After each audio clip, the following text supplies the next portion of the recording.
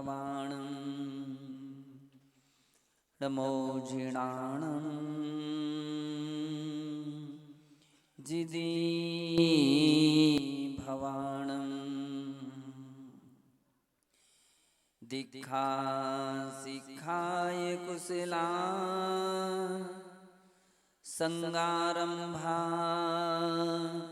परिगेहा चत्ता श्री गुरु विमल सम्मदी चरणी जुगली सया वंदे चरणी जुगली सया वंदे।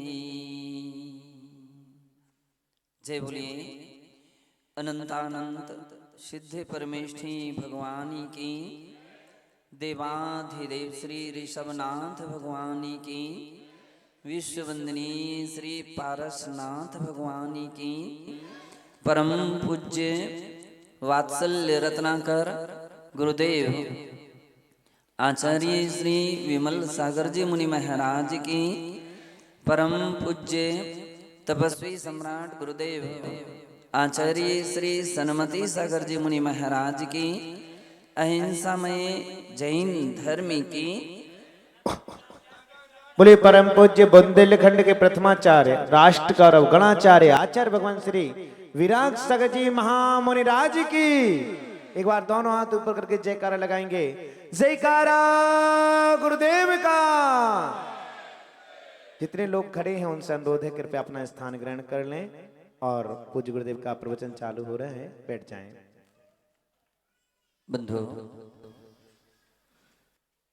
प्रश्न किया गया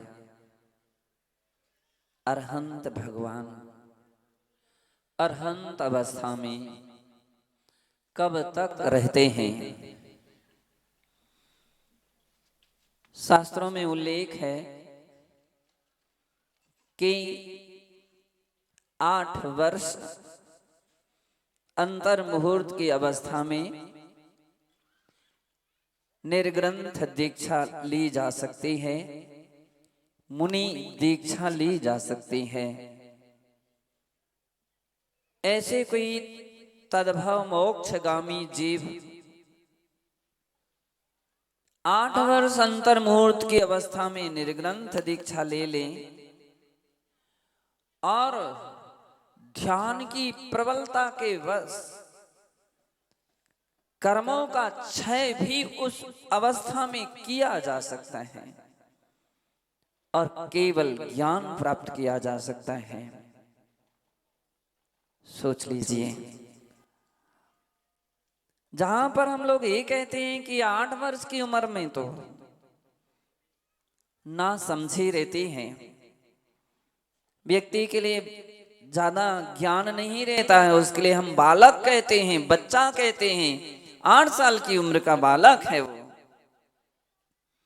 लेकिन 8 साल की बच्चे में भी इतना उपलब्धि हो सकती है कि वो दीक्षा लेकर के केवल ज्ञान प्राप्त कर सकता है। बहुत बड़ी महानता है उन आचार्यों, उन महापुरुषों के लिए लोगों को विस्मय होता है और हम लोग कहते हैं कोई आश्चर्य मत कीजिए।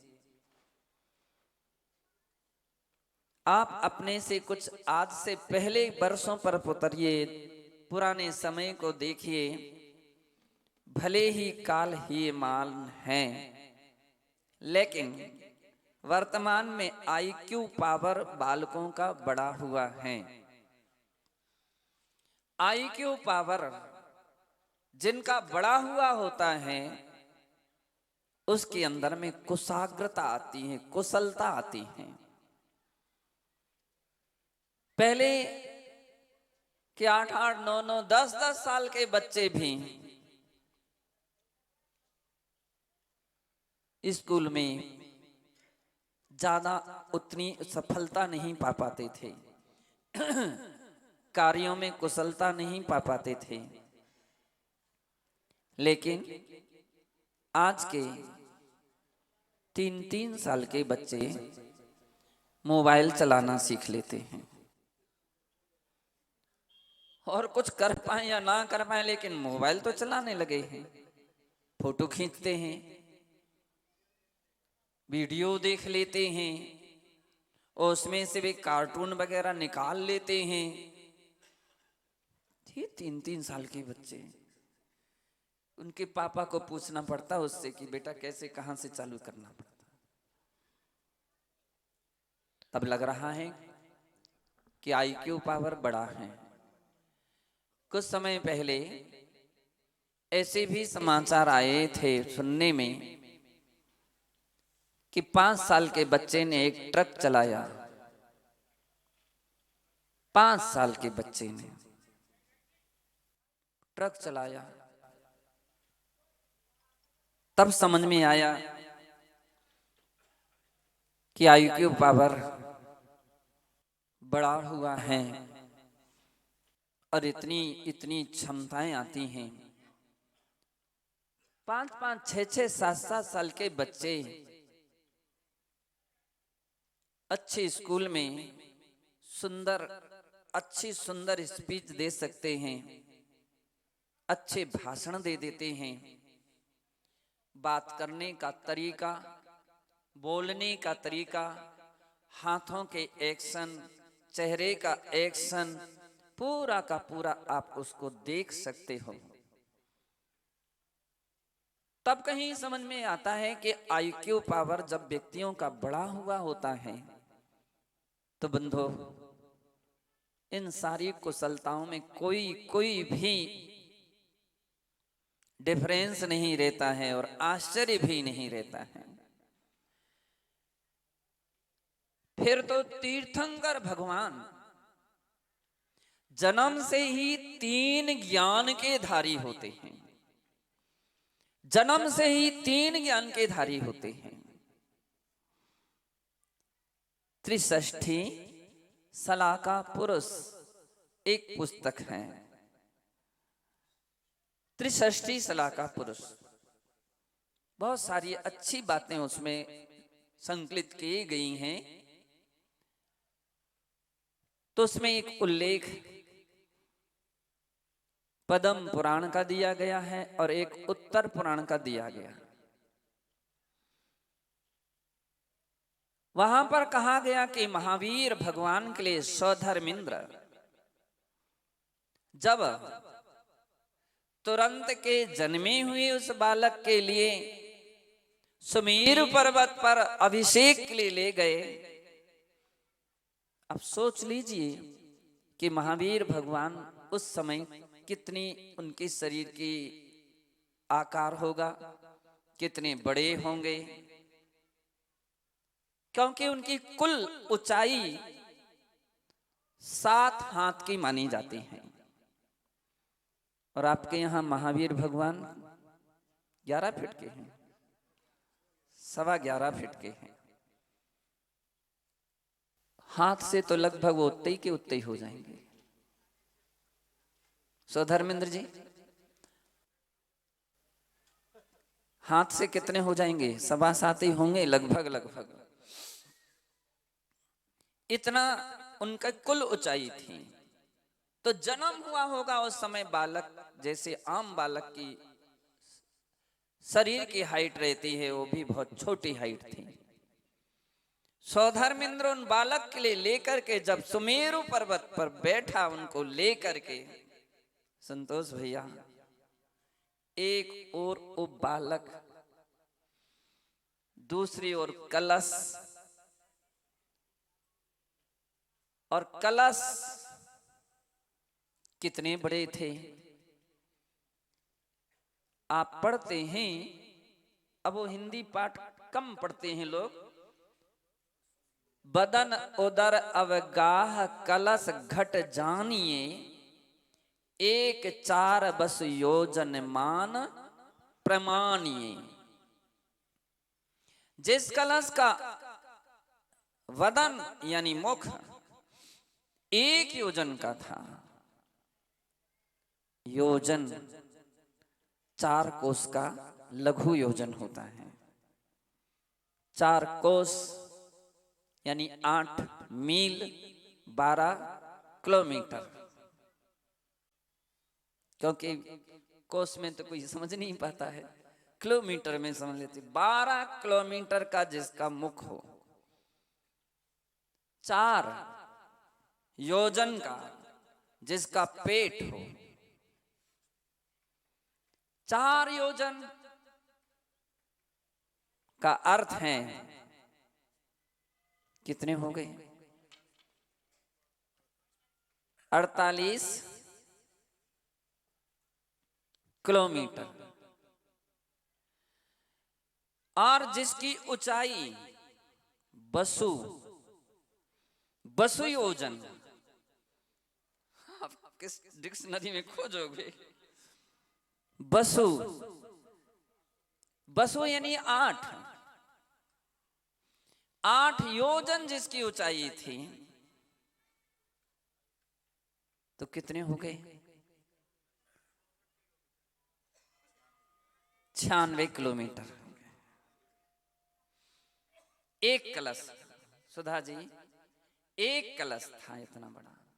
सीधा अर्थ हो गया, जो 96 किलोमीटर ऊंचा था और जो 48 किलोमीटर का जिसका पेट था और जिसका मुख 12 किलोमीटर का था।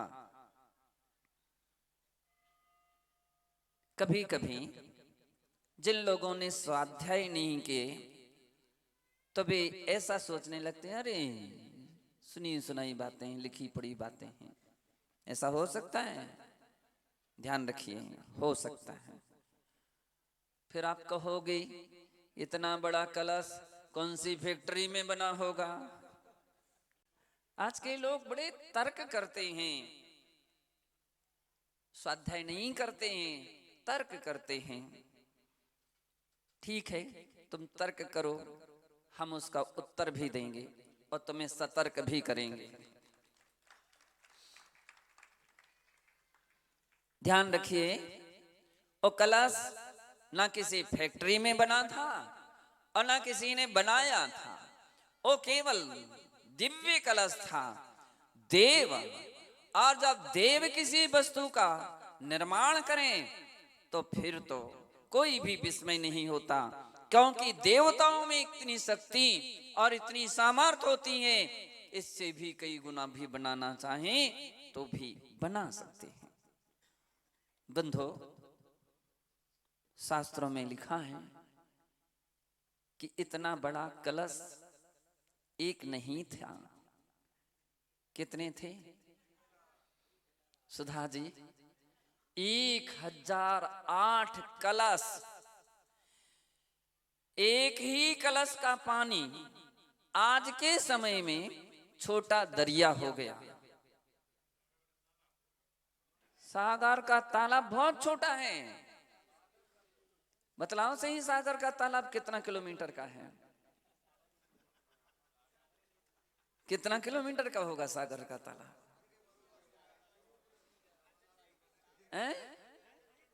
1-1.5 किलोमीटर का होगा।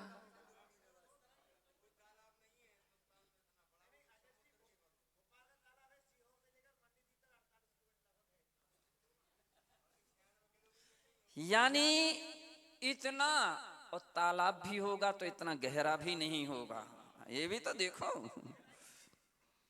कह रहे हैं कि ऐसा एक कलश का इतना पानी है, तो 1008 कलश का कितना पानी होगा?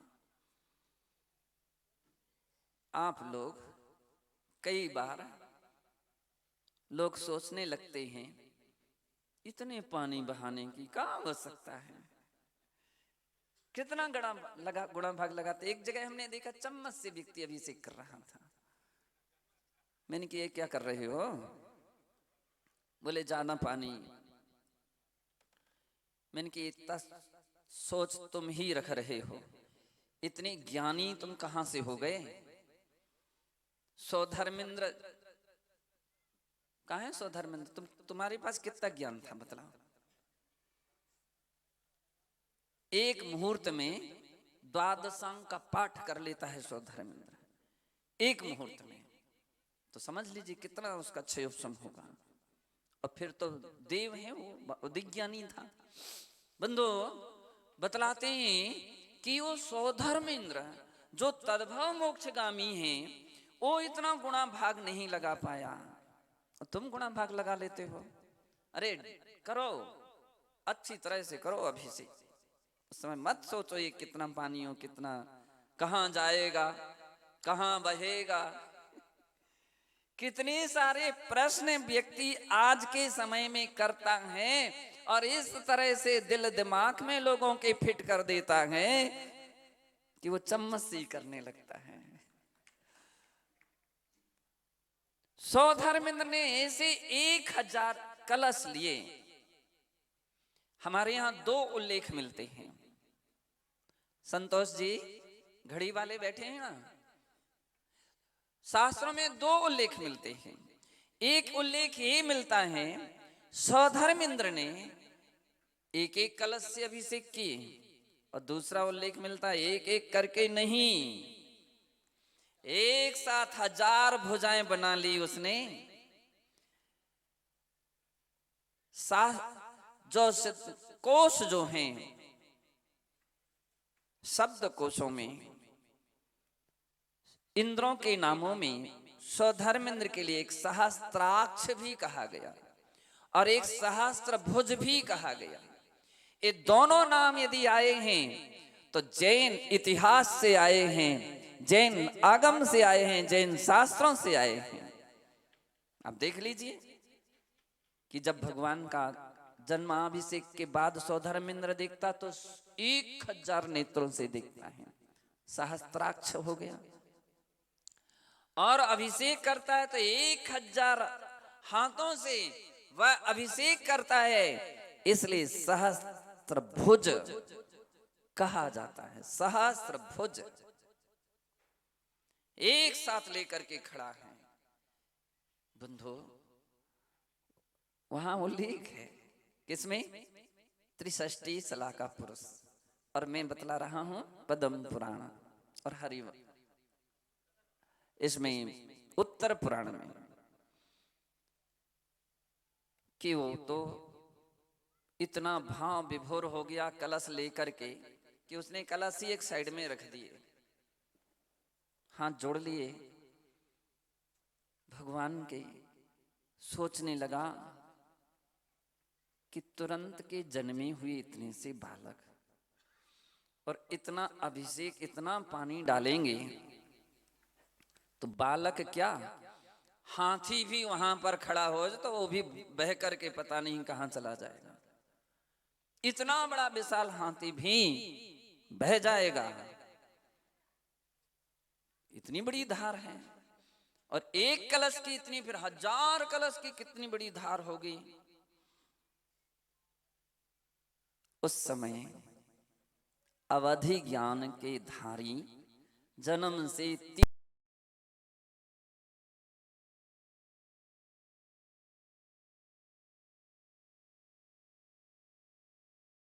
धर्मेंद्र के लिए प्रश्न आ गया।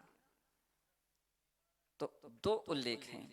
एक जगह उल्लेख है कि उन्होंने अपना पैर के अंगूठे से पहाड़ को हिला दिया। अतुल बल के धारी होते हैं, जन्म के 10 अतिशयों में एक अतुल बल ये है, हिला दिया। दूसरा उल्लेख मिलता है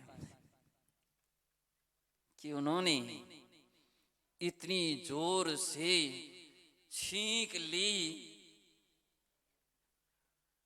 कि सौधर्मेंद्र गिर पड़ा। अब सोच लीजिए, या तो भक्ति परक ऐसे शब्द लिखे गए हैं अथवा प्रयोग है तीर्थंकरों का, प्रयोग करके उन्होंने दिखा दिया। लेकिन ये सत्य है कि वे जन्म से 3 ज्ञान के धारी होते हैं। बंधु इसलिए उनके लिए कोई पढ़ाने वाला नहीं होता है। तीर्थंकर किसी स्कूल में नहीं पढ़ते हैं, कोई शिक्षक उन्हें नहीं पढ़ाता है। इसलिए उनके लिए स्वयं बुद्ध कहा जाता है। स्वयं बुद्ध और बोधित बुद्ध हैं। अपन सभी सब बोधित बुद्ध हैं, वे स्वयं बुद्ध हैं। सब कुछ जानते थे। जो भी व्यक्ति पढ़ाना चाहता है वो पहले उसको ही पढ़ा देते थे। जो श्लोक, जो गाथाएं, जो भी मैटर उनके लिए अवधि ज्ञानी हैं। अवधि ज्ञान में तो कुछ भी अछूता नहीं है। जितना जितना क्षयोपम रहता है, अपनी सीमा मर्यादा के अनुसार उन वस्तुओं को वो प्रत्यक्ष रूप में जान लेते हैं। तब फिर समझ में आ जाता है कि आज आश्चर्य मत करो IQ पावर पर, कितना IQ पावर बढ़ सकता है। उनका उससे भी कई गुनी मात्रा में IQ पावर बढ़ा था, और इतना बड़ा था कि उन्होंने सौधर्मेंद्र के मन की बात शिशु अवस्था में भी जान ली थी, और अपने प्रयोग करके बतला भी दिया था कि ज्ञान उम्र लेकर के नहीं चलता है, ज्ञान क्षयोपम लेकर के चलता है। बहुत सारे लोग उम्र को लेकर के कहते हैं हमारी उम्र हो गई महाराज, अब क्या याद करेंगे। कोई याद करने की बात आए, क्लास में बैठने की बात आए, हमारी क्लास में 80 साल के भी बुजुर्ग महाराज क्लास में बैठते हैं और याद भी करते हैं, और लिखित परीक्षा भी देते हैं। हम लोग लिखित परीक्षा लेते हैं कि मेहनत कर रहे हैं, हम पढ़ा रहे हैं, यूं ही नहीं पढ़ा रहे हैं। लौकिक टीचर ट्यूशन की फीस लेते हैं, हम फीस नहीं लेंगे, लेकिन इतनी फीस लेंगे कि आप कुछ पढ़ रहे हो कि नहीं। प्रवचन तो हम बैठना पड़ता है, क्योंकि हम जानते हैं तुम इस कान से सुनोगे, उस कान से निकाल दोगे, बाहर जाकर के इतने ही कहते जाओगे बड़ा आनंद आ गया, बहुत अच्छा प्रवचन हुआ। और पूछेंगे कि क्या हुआ, ये नहीं मालूम है, लेकिन अच्छा हुआ, कुछ एक आध कुछ शब्द बतला दें, बस इतने ही है। ध्यान रखियो, ज्यादा कोई व्यक्ति पूछता, लोग बोलते अब हमारी उम्र देख रहे हो कि हम अब कोई याद करेंगे क्या, कि पढ़ने लायक बचे क्या। नहीं, उम्र से ज्ञान लेकर क्षयोपम लेकर के नहीं चलता है। वृद्ध से वृद्ध भी व्यक्तियों का क्षयोपम होता है, और वे भी बहुत सारी बातें याद रखते हैं। दुनिया भर की आपको बातें याद रहती हैं। घर के कितनी कौन सामान कहाँ रखा है वो याद रहता है। कौन से रिश्तेदारों का क्या क्या नाम है, वो नाती पोते सबके नाम याद हो जाते हैं। किन से उधारी लेना देना वो भी याद रहती हैं। दुकान में कौन सामान कहाँ रखा वो सब याद रहता है। कितने में खरीदना है, कितने में बेचना, ये सब याद रहता है। और स्वाध्याय की बात में कहो सो कहते, अब याद ही नहीं रहती बात। इसका मतलब है उपयोग नहीं लगाते हो, इसलिए ये समस्या है। और उपयोग लगाने लग जाएं तो बंगेला जी सारी बातें 80 साल के व्यक्ति भी याद कर लेते हैं। 80 साल के व्यक्ति भी याद करते और उनको याद हो जाता है। मैं जो बतला रहा था, कितनी छोटी उम्र में, कितनी उम्र में याद रहा कि भूल गए, 8 साल एक अंतर मुहूर्त में मुनि दीक्षा ली जा सकती है। और इसके उपरांत और कुछ अंतर मुहूर्त और जोड़ते चले जाइए। श्रेणी का आरोहण करके घातिया कर्मों का क्षय किया जा सकता है। तत्वार सूत्र के 10वें अध्याय का एक सूत्र है, पहला ही सूत्र है, जिसमें कहा है मोहक्षयाज ज्ञान दर्शना वर्णांतराय क्षयाच केवलम। मोहिनी कर्म का क्षय करने के बाद, देखो ध्यान रखिए, जो कोई लोग थोड़े बहुत संस्कृत जानते होंगे तो उन्हें मालूम है कि दो जगह पंचमी का प्रयोग किया है आचार्य महाराज ने। एक जगह लिखा मोहक्षयात और दूसरी जगह ज्ञान दर्शना वर्णंतराय क्षयाच, दो जगह क्षय पंचमी का प्रयोग। इस बात का प्रतीक है कि सबसे पहले मोह का क्षय होता है और वह 10वें गुण स्थान के अंत में मोहिनी कर्म का क्षय होता है। इसलिए आचार्य महाराज ने मोह क्षयात पहले हेतु दे दिया और इसके बाद ज्ञान दर्शनावंतराय क्षयाच केवलम।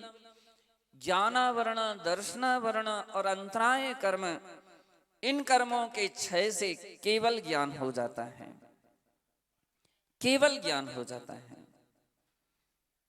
ये तीनों का एक साथ 12वें गुण स्थान के अंत में क्षय होता है और क्षय होते ही 13वां गुण स्थान बन जाता है, केवली अरहंत भगवान का गुण स्थान बन जाता है। स्थान में 13वें गुण स्थान में दो अवस्थाएं हैं, दो प्रकार के केवली हैं, एक सामान्य है और एक तीर्थंकर है। सामान्य के लिए बहुत सारे विभागों में विभक्त किया गया है, सामान्य केवली, मुख केवली, उपसर केवली, अंताकृत केवली इत्यादि। तीर्थंकर में और केवली में अंतर है। 46 मूल गुण जो अपन बोलते हैं वो किन के होते हैं? सभी केवली के नहीं होते हैं, वे केवल तीर्थंकर केवली के होते हैं। तीर्थंकर और उन्हें हम नमो अरिहंताणम के रूप में उनको नमस्कार करते हैं। हालांकि अरहंत सामान्य केवली भी अरहंत हैं, व्युत्पत्ति की दृष्टि से अरिहंतिति अरहंता। अरि कौन सा अरि? बोले मोहिनी आदि कर्म जो हैं, घातिया कर्म रूपी जो शत्रु हैं उनको नष्ट करते हैं, इसलिए वे अरिहंत हैं। आप नमो अरिहंताड़म बोलते हैं और नमो अरहंताड़म भी बोलते हैं। अर्ह पूज्य के अर्थ में आती हैं। अर्ह धातु तो वे इंद सदवंदियाणम है, जगत में 3 लोकों से पूजनीय है, इसलिए अरहंत हैं। कई जगह नमो अरहंताणम भी उल्लेख मिलता है, ऐसा भी पढ़ा जाता है। बंधो, मैं जो बतला रहा था कि किन्हीं महापुरुष की उत्कृष्ट आयु गदन मनुष्य की है तो कितनी हो सकती है? मनुष्य की उत्कृष्ट आयु कितनी? 3 पल्ल तो भोग भूमि के हैं। कहाँ के हैं? उत्तम भोग भूमि के 3 पल्ल है, मध्यम के 2 और जघन्य का 1। लेकिन कर्म भूमि के मनुष्यों की उत्कृष्ट आयु कितनी हो सकती है? तो 1 पूर्व कोटि प्रमाण, 1 कोटि पूर्व प्रमाण मनुष्य की उत्कृष्ट आयु होती है। जिन मुनि महाराज ने 8 वर्ष अंतर्मूर्त, अब वो 2, 4, 6 जितने भी हो गिनती गिन लीजिए, इतने अंतर्मूर्त के बाद केवल ज्ञान प्राप्त कर लिया है तो वे अधिकतम कितने समय तक रहेंगे केवली अवस्था में? सुधा जी, 1 उत्कृष्ट आयु अगर उनकी है 1 कोटि पूर्व, तो उसमें से 8 वर्ष उतने अंतर्मुहूर्त कम कर दीजिए, शेष समय वे अरहंत अवस्था में रहेंगे। शेष समय अरहंत अवस्था में रह सकते हैं, सभी रहते हैं, ऐसी बात नहीं। सभी को 8 वर्ष में केवल ज्ञान हो जाए ऐसी भी बात नहीं है। लेकिन उत्कृष्ट अवधि की जो बात आई है, धवला जी की दूसरी पुस्तक में आचार्य श्री वीरसेन महाराज ने इस प्रकार के गुण स्थानों का काल भी वहां पर बतलाया है कि किस गुण स्थान वर्ती के कितना काल लगता है। सर्वार सिद्धि ग्रंथ का स्वाध्याय करने वालों को भी ज्ञात है कि जहां पर सत संख्या क्षेत्र स्पर्शन कालांतर भावाल्प बहुत इस सूत्र का विश्लेषण किया है, वहां पर भी महाराज ने काल का वर्णन दिया। और तत्पार सूत्र का जहां पर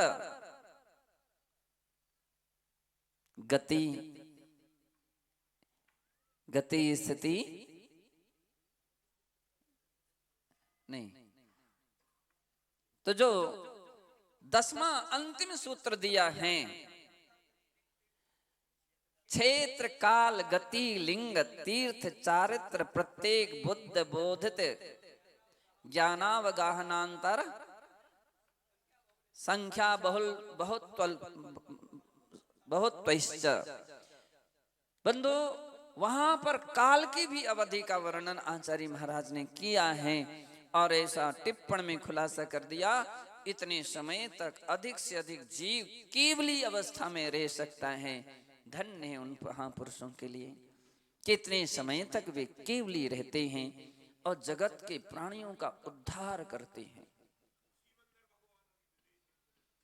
सीमंदर तीर्थंकर विदेश क्षेत्र में हैं, लेकिन ऐसा नहीं है कि उनकी उत्कृष्ट अवधि इतनी ही होगी।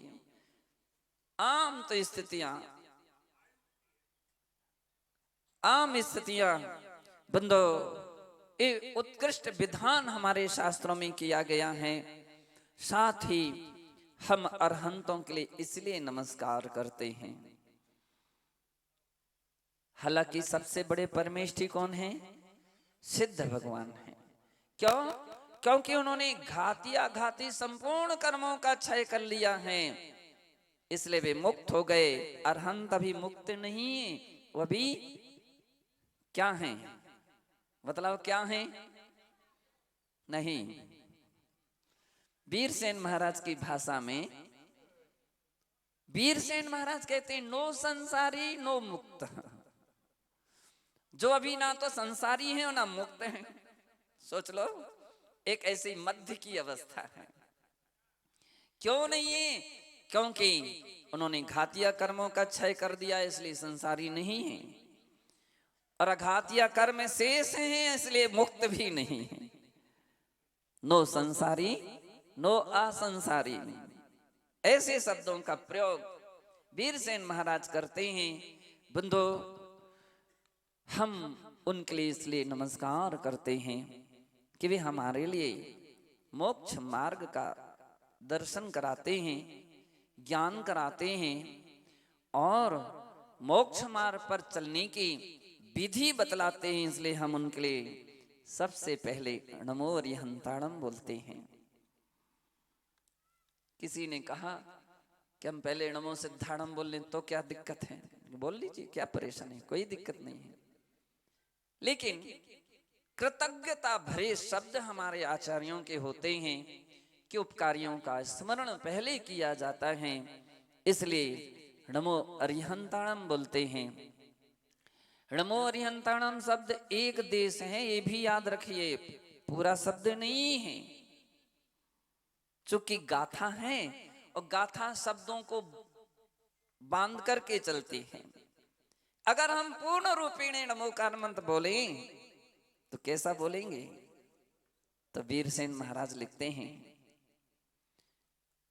नमो लोये सर्व अरहंताणम, नमो लोये सर्व सिद्धाणम, नमो लोये सर्व आयर्याणम, नमो लोये सर्व वज्जायाणम, नमो लोये सर्व साहोणम।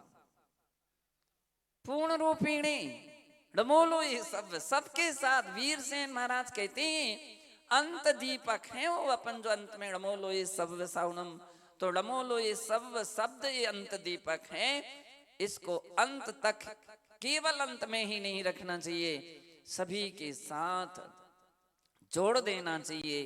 तो मंत्र जो है वो समझने के लिए परिपूर्ण मंत्र हो जाता है।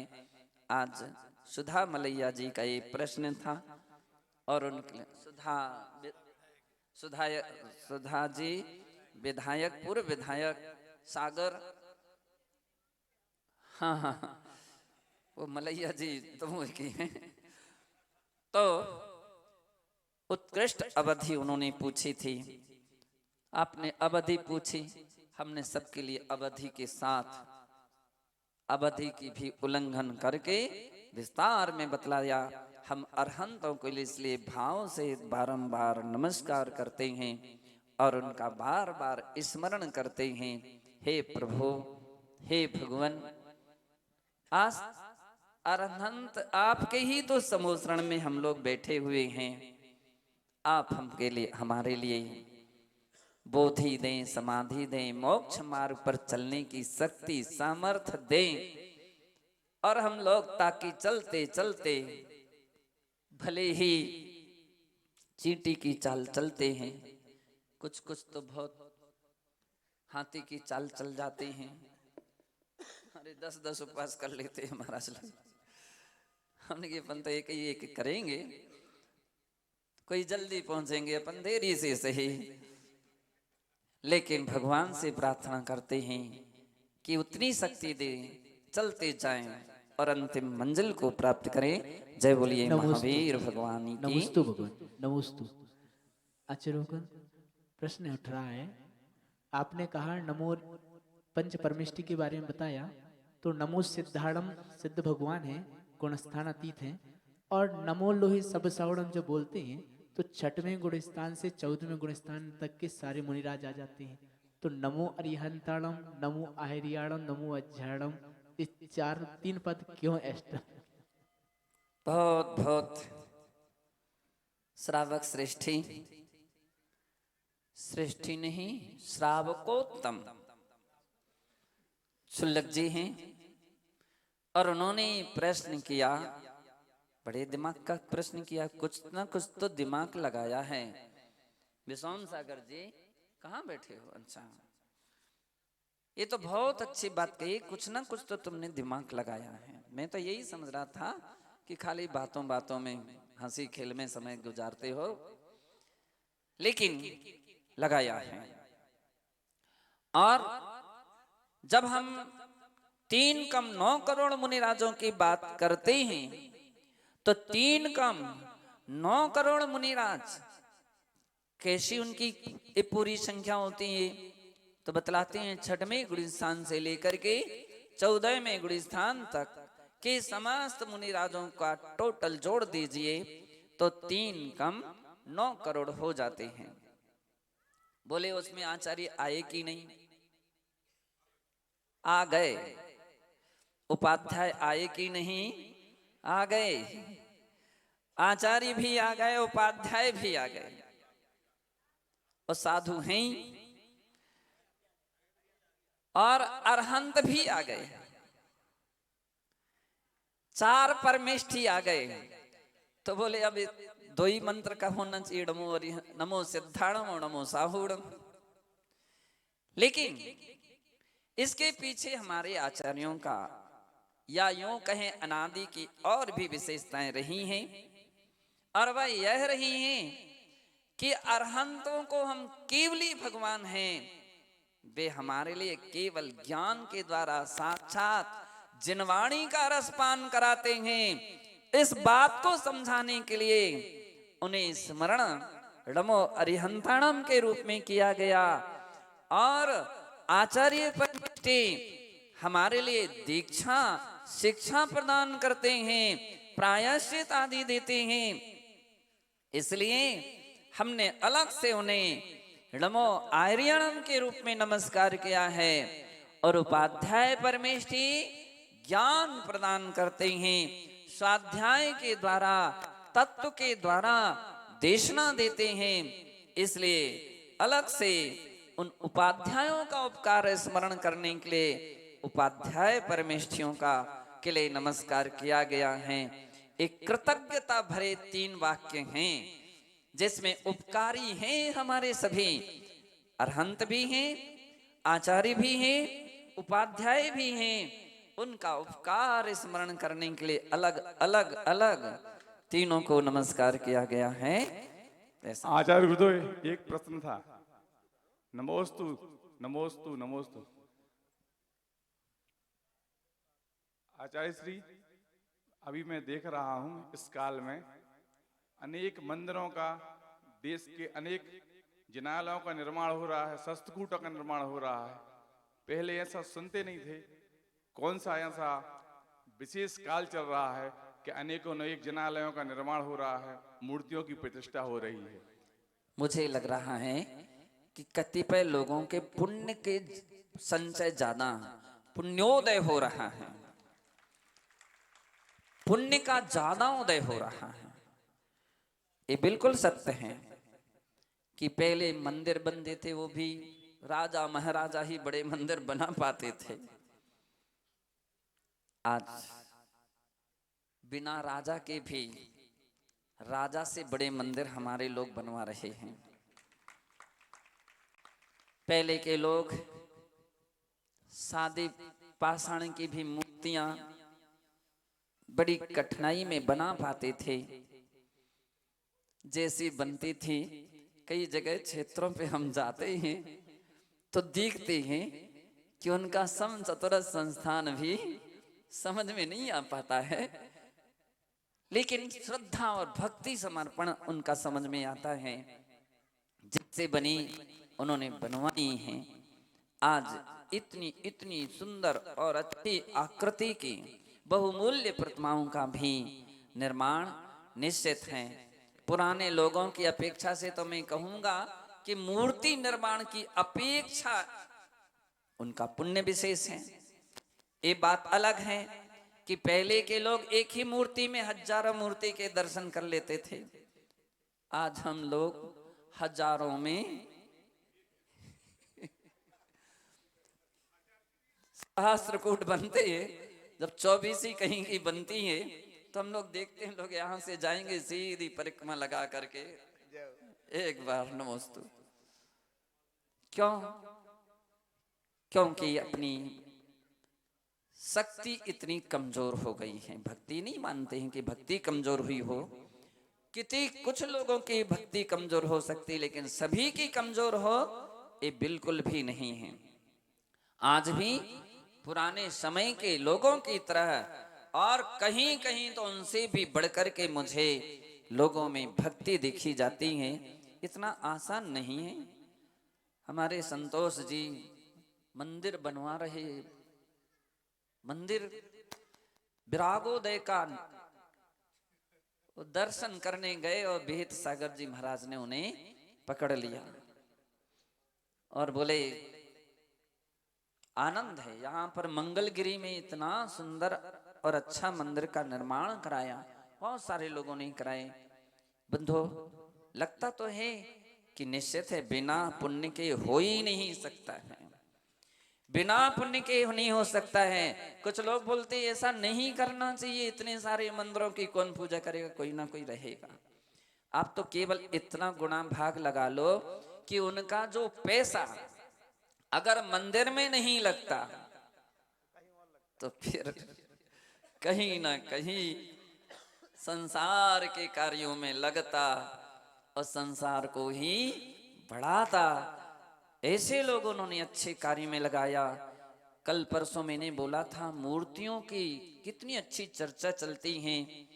मूर्ति निर्माण में अपना जो लग गया, यानी वो लग गया, अच्छे कार्य में लगा, और जिसने बचा करके रख लिया वो निश्चित है पाप के कार्यों में जाएगा, संसार बढ़ाएगा।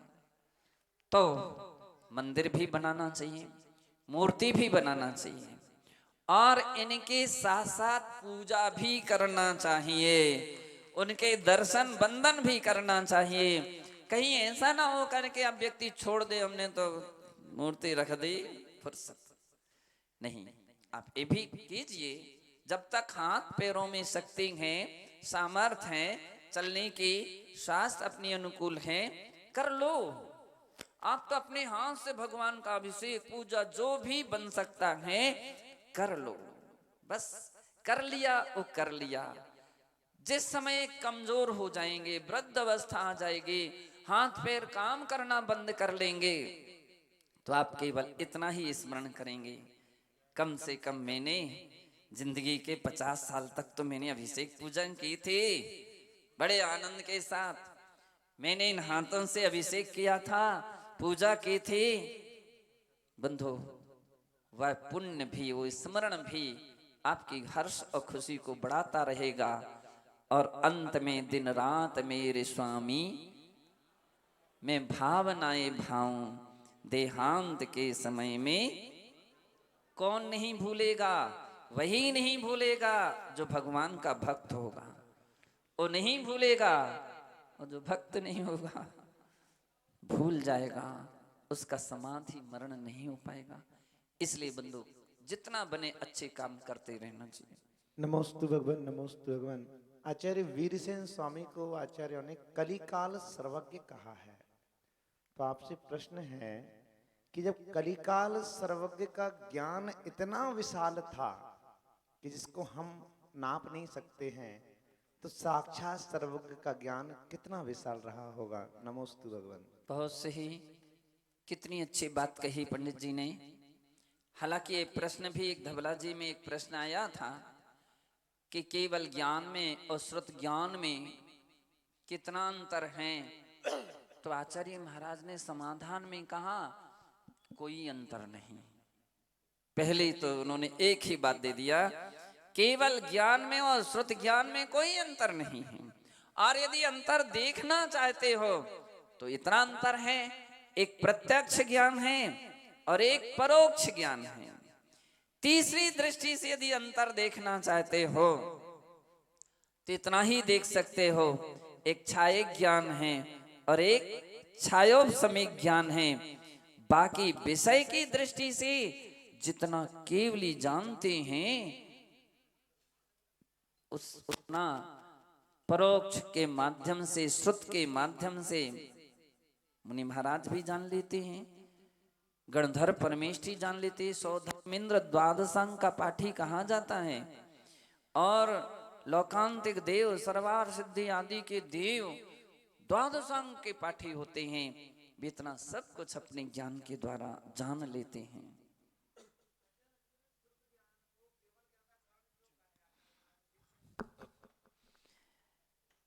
कहीं ऐसा कहा जाता है, केवल ज्ञान के जनक यदि कोई हैं, श्रुत ज्ञान है, तो इसका मतलब श्रुत ज्ञान पिता हो गए जनक, और वो सुत हो गए। दूसरी दृष्टि से देखें, केवल ज्ञान के सामने श्रुत ज्ञान भी एक शिशु है, वे जनक हैं और वे शिशु हैं। तो ये अपने समझने के तरीके हैं, जानने के तरीके समझ लीजिए। अंतिम प्रश्न। आचार्य श्री नमोस्तु। हमारे गुरुजी जो उच्चारण करते हैं मंगल चरण में, नमो लोए सब त्रिकालवर्ती अरिहंताणम, नमो लोए सब त्रिकालवर्ती सिद्धाणम, यह परिपूर्ण है या जो आपने बताया वो परिपूर्ण है? एक काम करते हैं, एक प्रश्न अपन कल के ऊपर छोड़ देते हैं, थोड़ा सा अनिवार्य काम है। जय बोलिए महावीर भगवान की। जावानी के ज्ञान से सूझे लोकालोक, शोभानी मस्तक नमो सदा देते हो जो, हे जिनमानी भारते तो।